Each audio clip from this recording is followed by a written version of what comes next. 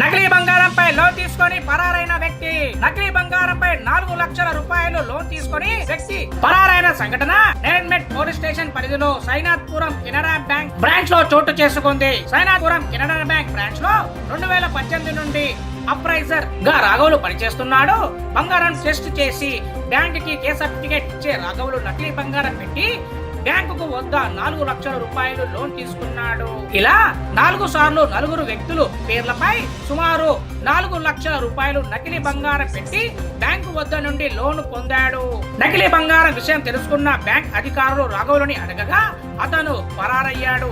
Loan తీసుకున్న వ్యక్తులను bank అధికారులు ఆరా తీయగా వారి రాఘవులే ఆవరణాలు ఇచ్చి బ్యాంకు వద్ద లోన్ తీసుకోమని చెప్పాడని తెలపడంతో బ్యాంక్ మేనేజర్ నేరెడ్మెట్ పోలీసులు ఫిర్యాదు చేయగా పోలీసులు కేసు నమోదు చేసుకొని దర్యాప్తు చేస్తున్నారు.